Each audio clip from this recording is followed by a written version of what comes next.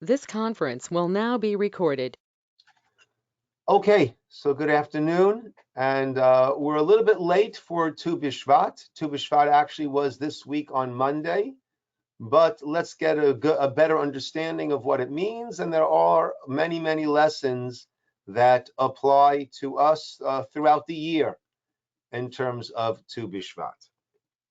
So we know that we have our Torah mandated holidays: Pesach, Shavuot, Sukkot, Rosh Hashanah, Yom Kippur, Tu B'Shvat, which is, as we'll see, the new year for the trees. We'll understand what that means, right? Is not a Torah mandated Chag, holiday. And whereas Hanukkah and Purim are rabbinically mandated holidays, Tu B'Shvat is not that either. Nevertheless, it does have a certain importance. It affected our davening on Monday. There were certain sadder parts of davening which were omitted, and it has taken on. Also, it has a pretty unique, role in terms of some Kabbalistic ideas. And therefore, Tu B'Shvat has become somewhat of a festive day. So let's understand why that is and what it is that we can take away from Tu B'Shvat. Okay, so on source number 1, you see the Mishnah in Rosh Hashanah, which is the very first Mishnah of Rosh Hashanah. When we think Rosh Hashanah, we think of Rosh Hashanah, Yom Kippur. That is the main Rosh Hashanah. That is when our year begins. But we'll see for this Mishnah in Rosh Hashanah, hello Kathy, that there are different Rosh Hashanahs that we have. There are different New Year points during the year. Actually, the Mishnah says, source number 1, Arba'ah Rosh Hashanim Haim. There are 4 New Years, 4 points of the year that are considered to be New Years. What are they? The Echad ben Nisan, on the first day of Nisan, that is the Rosh Hashanah for Melachim and Regalim, for kings. Meaning, if a king began his reign on the last few days of Adar, comes the first day of Nisan, and he's now starting the second year of his reign. The way kings, and this was listed in different documents, when we would date a document, we had to have the proper year, the year of the king. The year of the king was not, his second year did not start 1 year after his first year began, whenever that might have been, but there is a set time on the calendar. We passed the first day of Nisan, click. Now we've reached the next year of his reign and Regalim. And the festival cycle begins with Pesach, which of course starts, which of course is in the month of Nisan. But we don't make a big deal about that Rosh Hashanah. Ve'echad be'elul, on the first day of Elul, that's the Rosh Hashanah le Maaser Behema, for tithing the animals.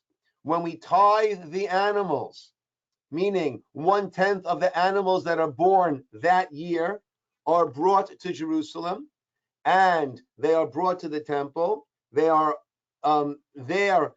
Parts of it is sacrificed, and then the rest are given to the owners, as opposed to all the other animals one does as they see fit with them. So it's got to be within the year. What is the year for tithing the animals? The first of Elul. Others say that it was the first of Tishrei. On the first of Tishrei, that is the Rosh Hashanah that we are familiar with. That is Shana Tova, we wish to everybody. That is the Rosh Hashanah Le Shanim. That is the start of the year, and that will also calculate the Shemitah, the sabbatical years, Yovel, the Jubilee years, Linatir Liyarakot, and also for different saplings and vegetables. The Echad B'Shvat, on the 1st of Shvat, that is the Rosh Hashanah, the new year for the trees. That's the opinion of Kediri Beis Shammai. Beis Hillel says no, b'chamisha asarbo. On the 15th day of Shvat, 2 Bishvat, 2 is Tet Vav. Tet Vav is 9, 6. 9 plus 6 equals 15. We don't want to say Yud followed by a Hey, 10, 5, as we normally would, because that's one of God's names. So we don't want to just flip that one around disparagingly. So the 15th is called the 9-6, 2 Bishvat. Tet Vav Bishvat. According to Beit Hillel, that is the new year for trees. Okay, so the practical point of the new year is to separate one year's cycle from the other. Okay, and that affects mostly the idea of tithing. Tithing is a Torah concept that from our agriculture, we take off 2% of the produce, give it to the Kohanim, to the priests. 10% of the remaining goes to the Levites. And 10% of the remaining, depending on the year, is either distributed to the poor, called Maaser Ani, or it is brought to Jerusalem and eaten there and also shared with others, and that is called Maaser Sheni. So close to 22% of the produce is distributed to others, and it must be done within each year. So you have to know what is the year point when one year ends, the next year begins, and that way you make sure that you're tithing within that 1 year. Okay? And this is based on the pasuk, source number 2 in Devarim. Aser to aser, tithe, you shall certainly tithe. At kol zarecha, all the seeds of your crop, hayotzei sadeh, that come forth from the field, shana shana, those are the key words, each and every year. This tells me that I have to tithe all the produce from each year as a separate unit. And I can't just make a calculation and over 5 years, this is how much it would have been, this is how much I would give. Now, we'll have to explain why, but Tu B'Shvat, when it comes to the fruits of the tree, Tu B'Shvat is that determining start point of the year. So therefore, any fruits that reached point X, we'll have to see what point X is before Tu B'Shvat, are last year's produce. Any fruits that reached point X after Tu B'Shvat and prior to the next year's Tu B'Shvat are this year's produce. Okay, let's just see number 3, and then we'll discuss it a little bit further. The Gemara in the Gemara Rosh Hashanah says, Ilan shechantu peirotav, a tree whose fruits began to bud, to blossom. Kodem chamisha asar b'shvat, prior to the 15th of Shvat, Tu B'Shvat, mitaser is tithed l'shana she'avra, its last year's produce. Achar chamisha asar b'shvat, after Tu B'Shvat, mitaser l'shana haba, it is this year's produce. But it's not when we probably would have thought, which is when the fruits are ripened or the fruits have fully grown. It is when the tree is first starting to bud, first starting to blossom. Okay, before we get to that, so the question might be asked, well, why does the Torah require us to tithe within every year? Why can't I make a calculation after 1 year, 2 years, 3 years, 4 years, write my check, send my produce, take care of it? And of course, nowadays, when we are not living in an agricultural society, so this idea of Maaser has transferred over. Of course, it still applies very much in Israel, in an agricultural society, and the laws apply only in Israel. And that's why when you are in Israel, whereas over here, if one is going to someone else's house and is not necessarily so sure about the kashrut level, I'll have an apple, I'll have an orange, I'll have a banana, thank you so much. There in Israel, it's like, oh, no, give me a steak, but don't give me an apple or a banana or an orange, because it gets very, very complicated when it comes to the laws of tithing over there. And actually, when you walk through Machane Yehuda or any other fruit market or the section of the fruit section of a store, there will be kosher certification hung up over there to say that all the tithing has been done properly. But for those, in addition to that, we also have what's called Maser Ksafim, which is tithing our take-home pay. And therefore, 1/10 of that needs to be given to tzedakah. So why is it that it's got to be done shana b'shana, year by year? Why would the Torah insist that it be done in such a manner? Any ideas out there? Don't be bashful. Come on, I hear myself talk all day. Someone else talk up. Speak up. Okay. I guess it's me. So Rav Moshe Feinstein, he offers a very, very important concept. And he says this is the Torah's view. This reveals to us the Torah understanding of tzedakah. Now notice I did not use the term charity, which is often the English translation for tzedakah. Charity is I, the very generous, magnanimous person, have decided to share my assets with my underlings, with those who are under me in society. I am such a wonderful person. I'm amazed at just how great I am. That's what charity connotes. Tzedakah has at its root tzedek, justice, righteousness. And our understanding is that God might have given one person more than they need in order that that person will share it with others. Actually, God has given this person the other person's share. For whatever reason, the heavens understood that this one should be the one who's giving, and this one should be the one who's receiving. But God has given this person his chelek, his portion, and someone else's portion also. And therefore, it is justice, it is tzedek, it is tzedakah that the person share at least 10% of what they have with others. Otherwise, you're taking that which actually belongs to someone else.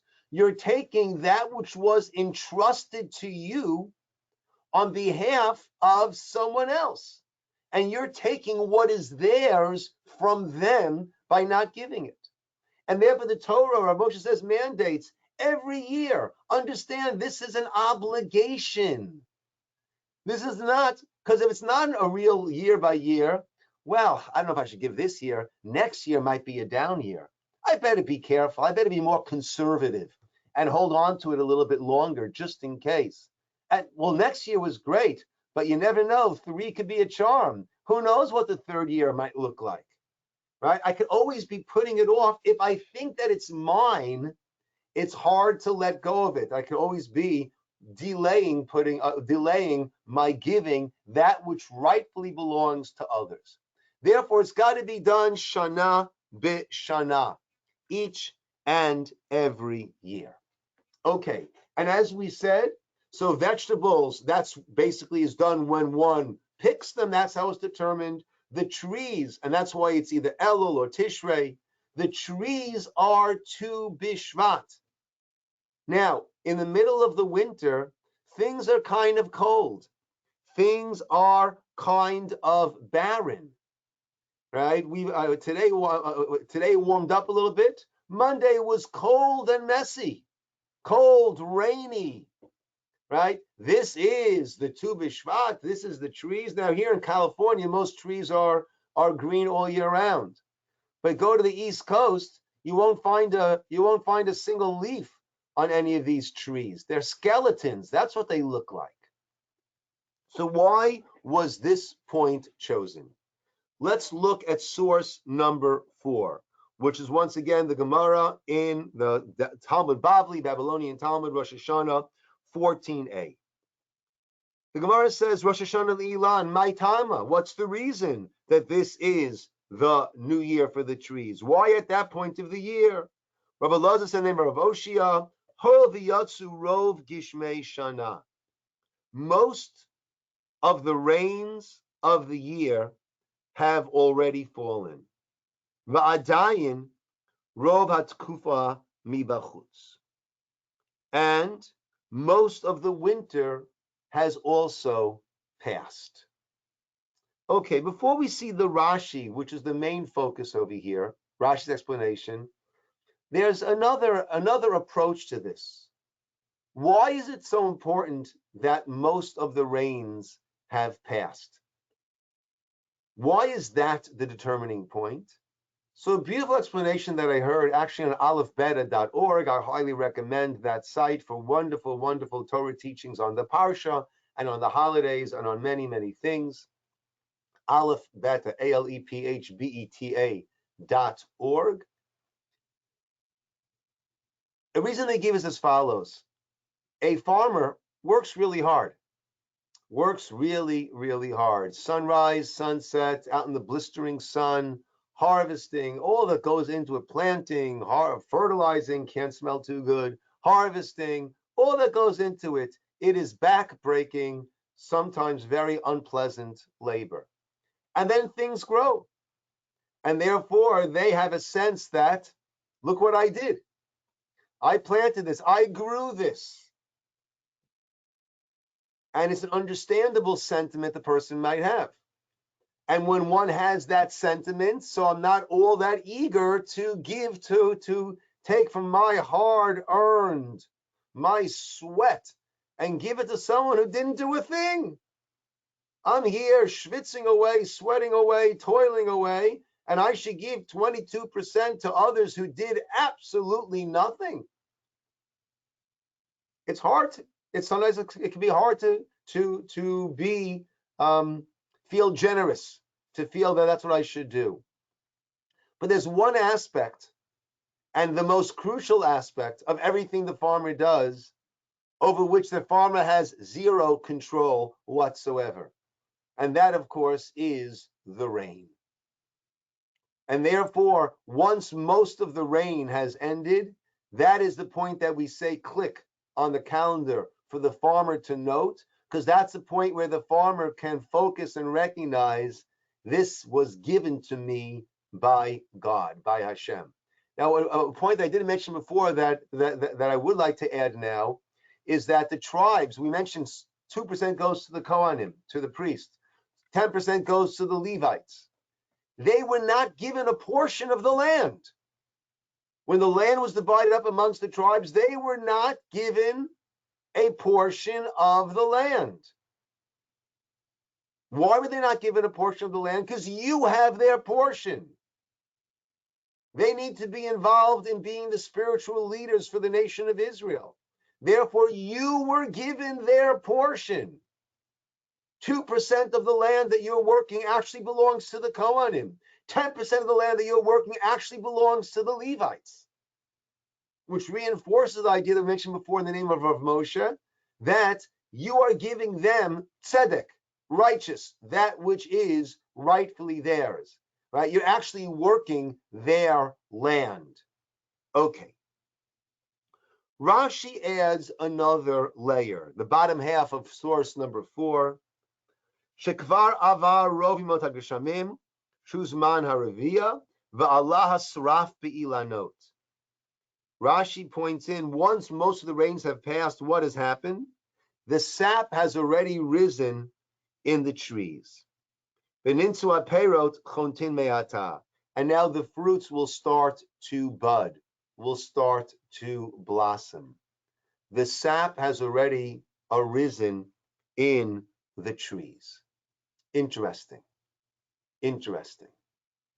Even though we don't necessarily see that, the trees look barren as can be. I'm always amazed walking along California, you see these palm trees, this tall pine, the leaves on top, and you realize that there's an incredible circulatory system taking place in this tree that is sending things all the way up from the ground, the moisture, the water, and the nutrients, and the energy, the photosynthesis that takes place on the leaves 40, 50 feet high is working its way down and keeping this whole incredible enterprise alive.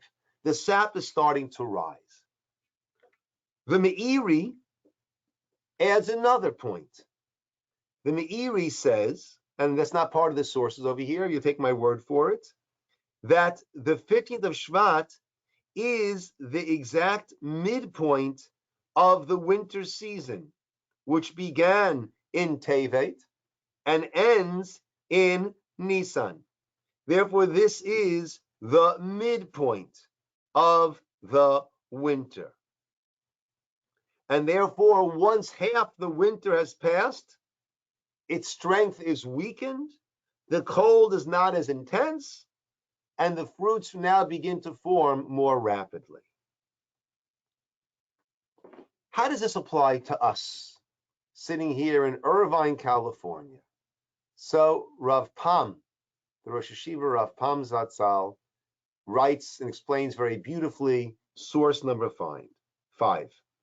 The great masters of Musar and Jewish thought derived many important insights from Tu B'Shvat, which always falls, as the Meiri said, in the midst of winter, actually right smack in the middle of winter. While the trees are totally bare of leaves and seemingly bereft of any sign of life.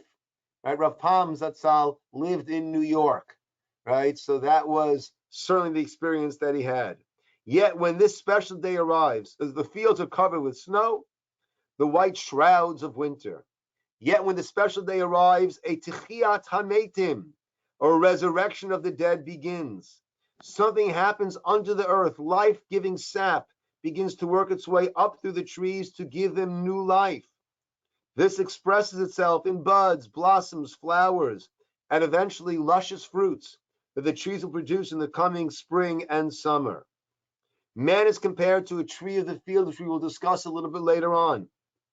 At times it seems that he too is totally stripped of any spiritual life, with little or no connection to God and his Torah. Yet what's called the Pintel Yid, that little spark of the Jew, the indestructible spark of one's godly soul, lies dormant under the surface.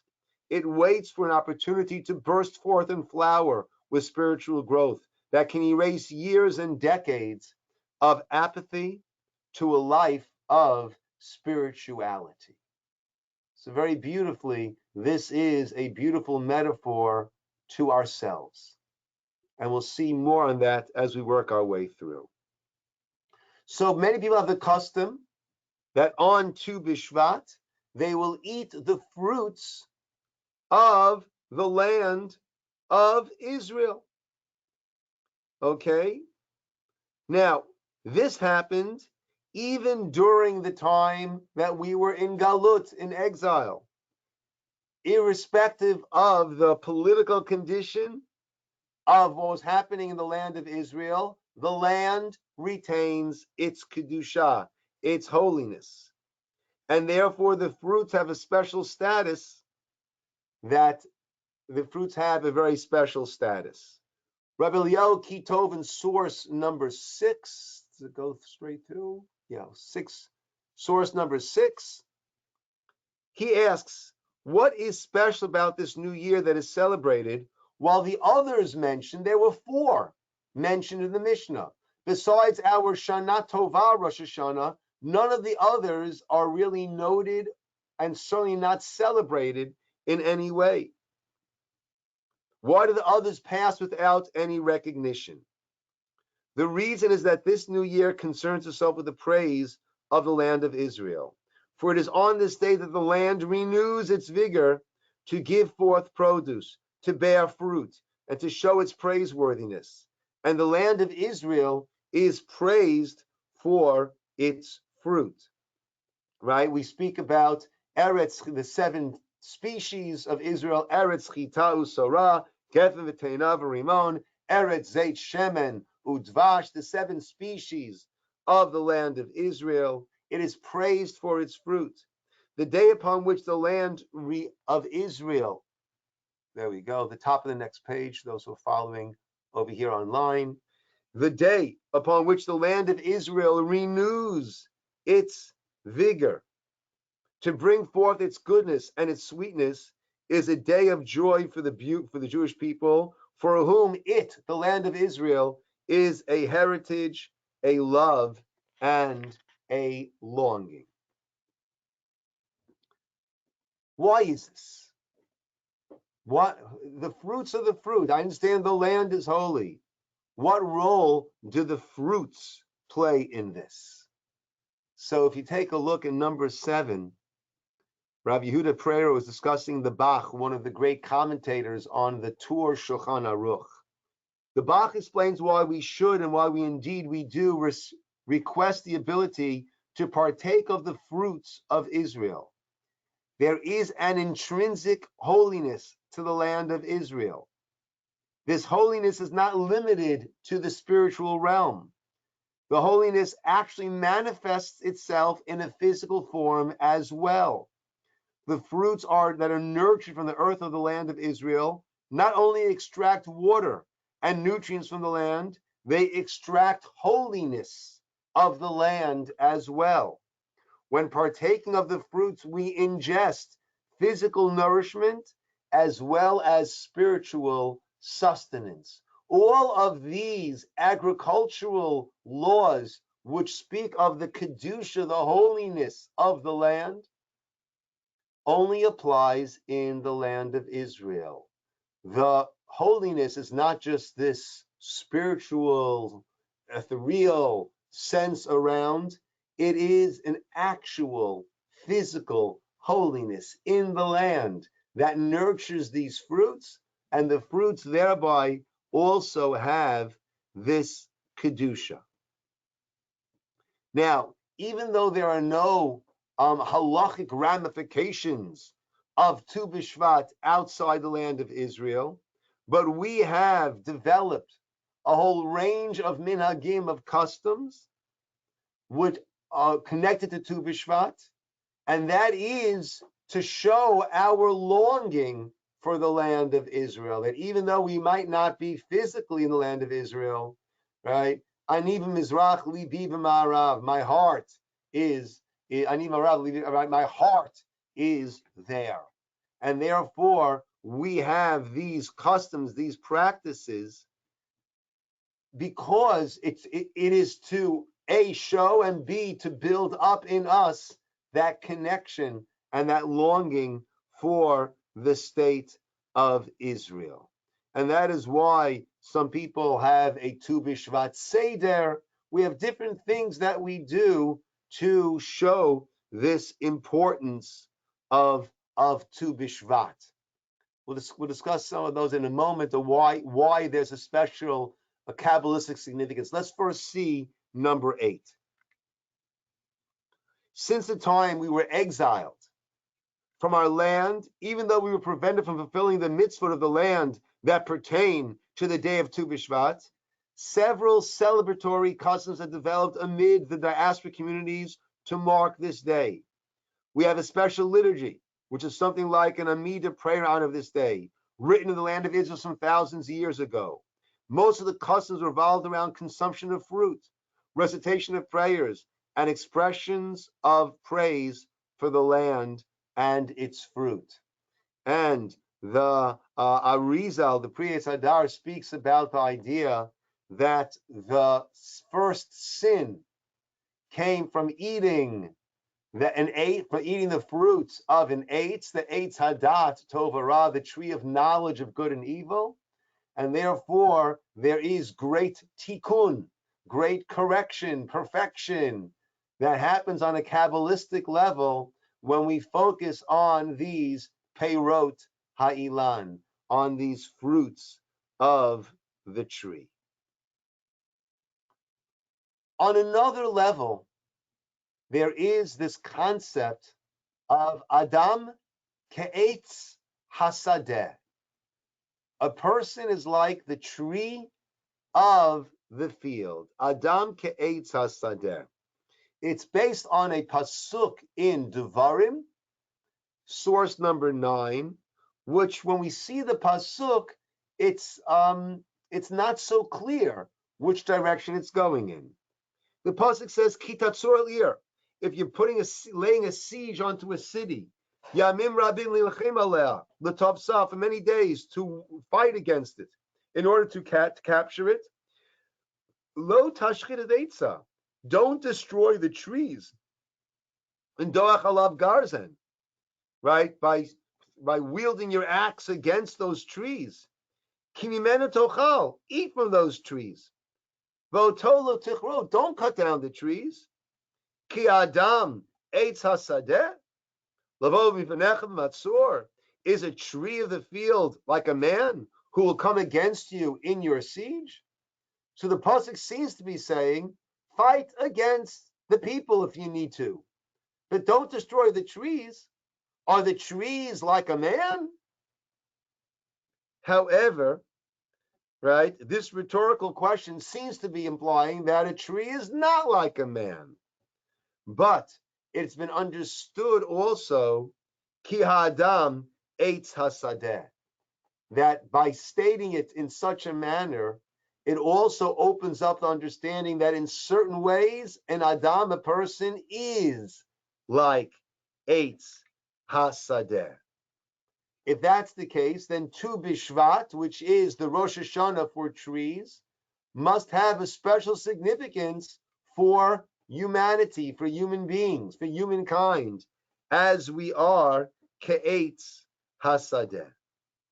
In what ways are we like the Eitz Hasadeh?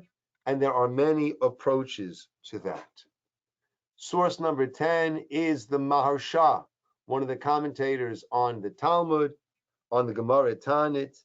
He says, Kamosha Ilan Ose Peirot Tovot, Kach Maasehem Heim Peirotehem.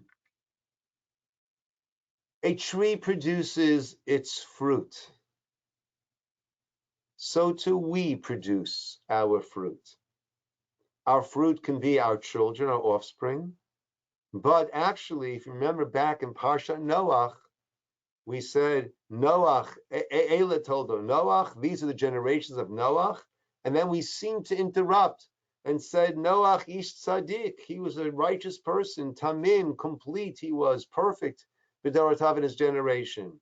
And then we speak about his offspring, Shem, Cham, and Yafet, the three sons that he had.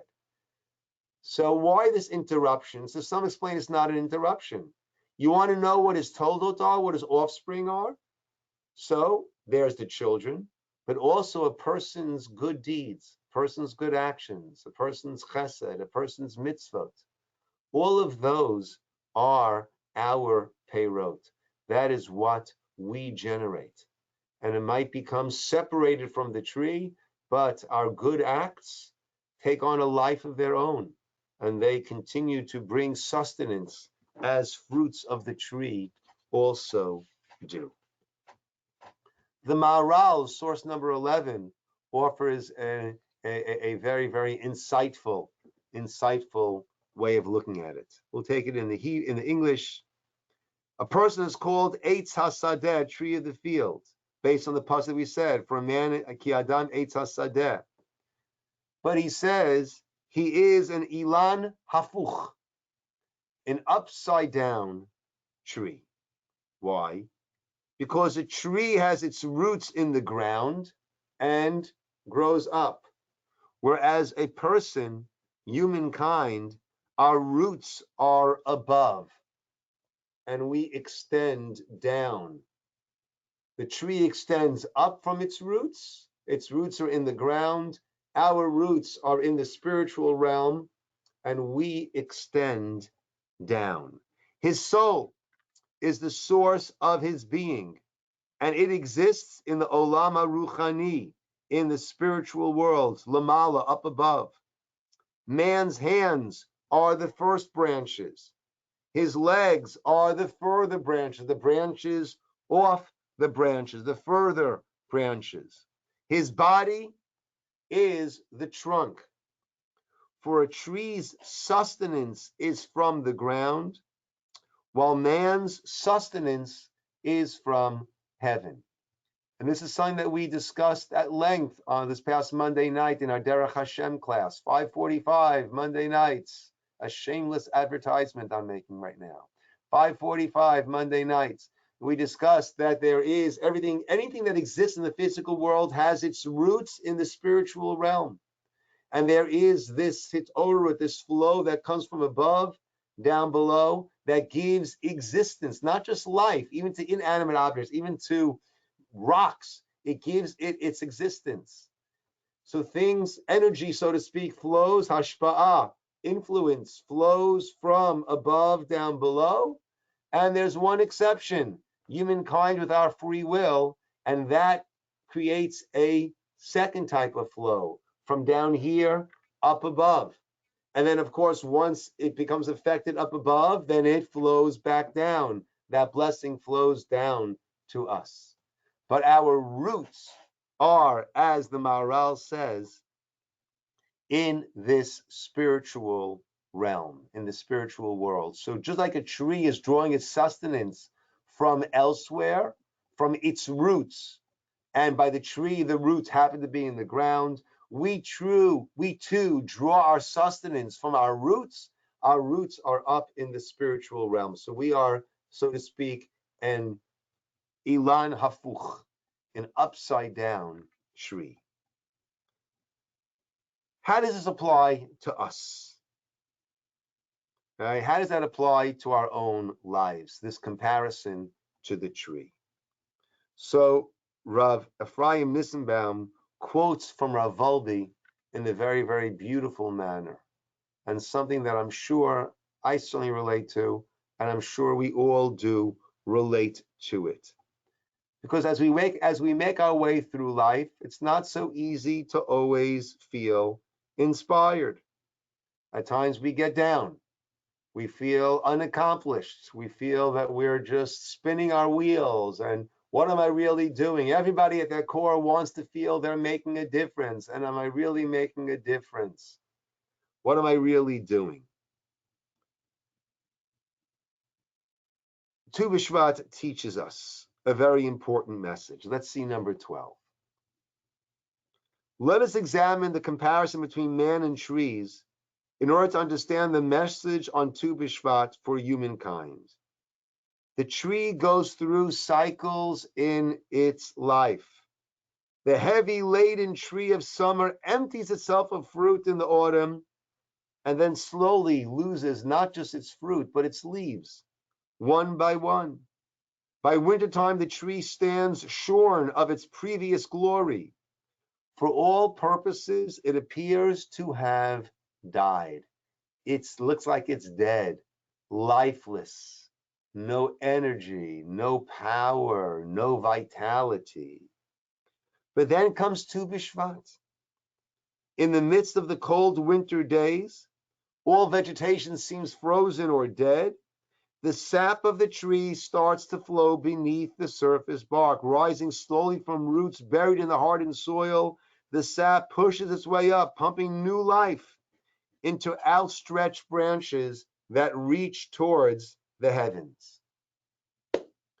In life, we too often go through cycles of growth. Periods of renewal and growth may alternate with times of stagnation or dormancy. Rav Shlomo Valvi Zatzal cites that this cycle is part of man's nature.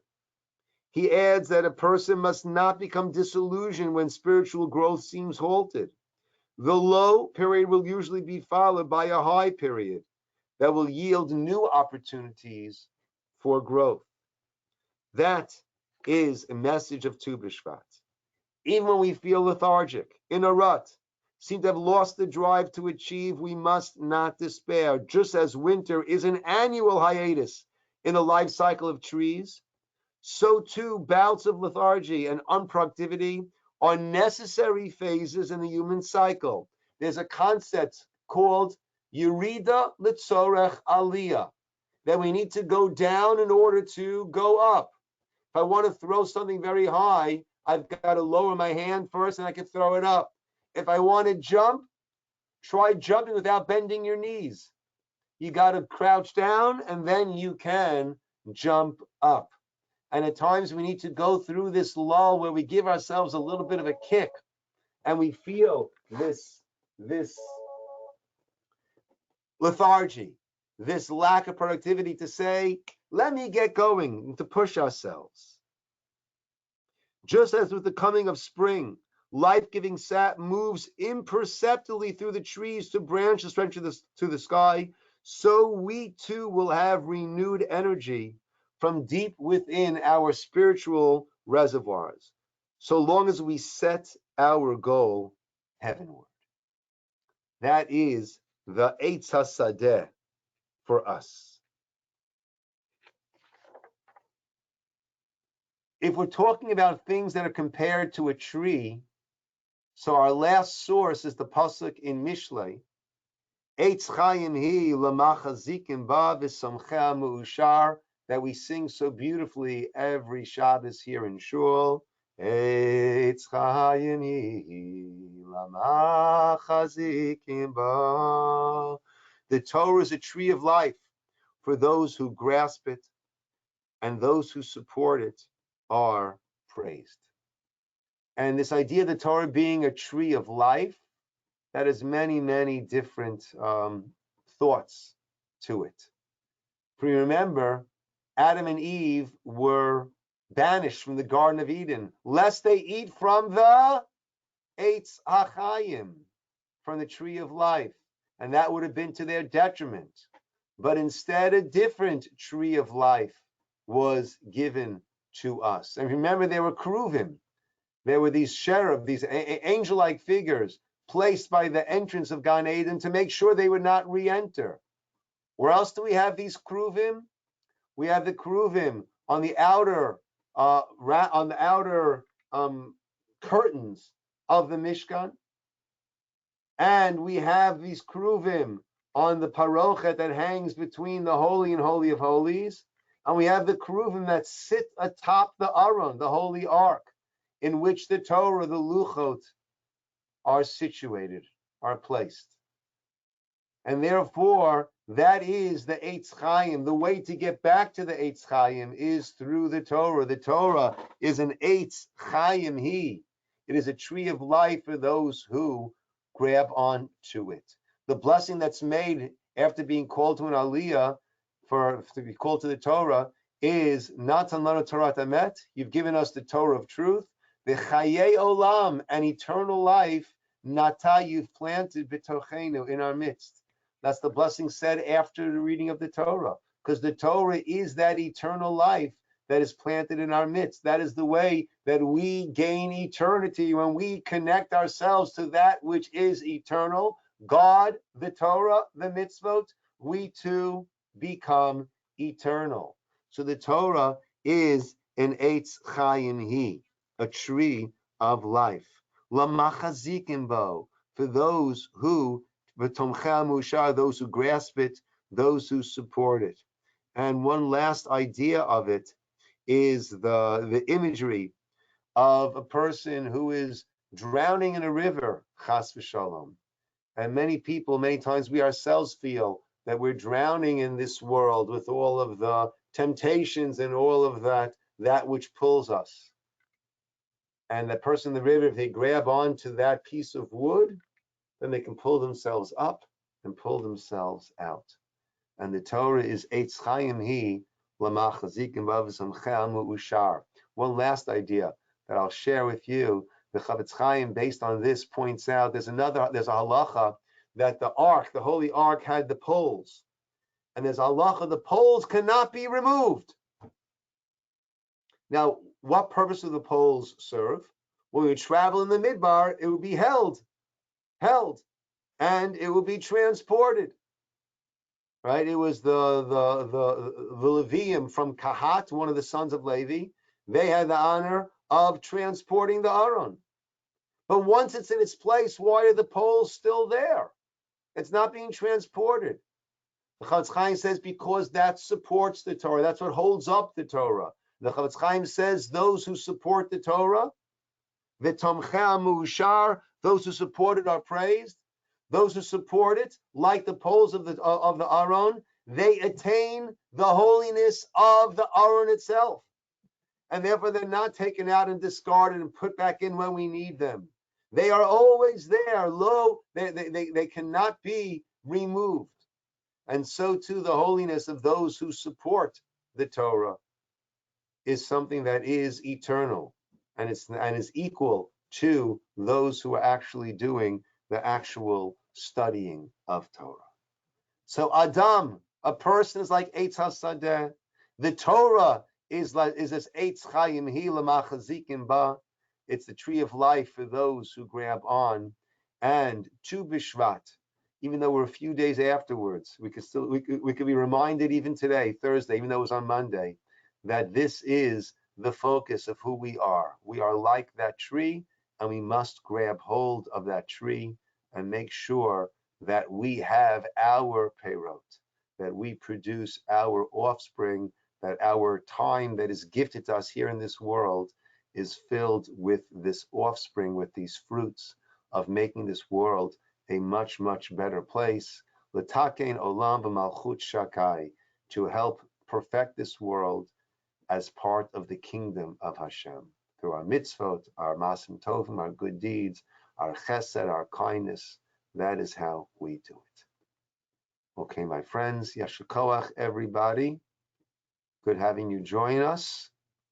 And unless anybody wants to make any points, add any points, ask any questions, I will sign off. Okay. Kathy, I saw an email about something that you and your husband had done. Thank you very, very much. I appreciate it very, very much. Thank you. Yasher Koach. Okay, everybody. Good seeing you all. And Shavua Tov, wishing everybody a good Shabbos. Be well. Shabbat shalom. Shabbat shalom, Shabbat shalom. Okay.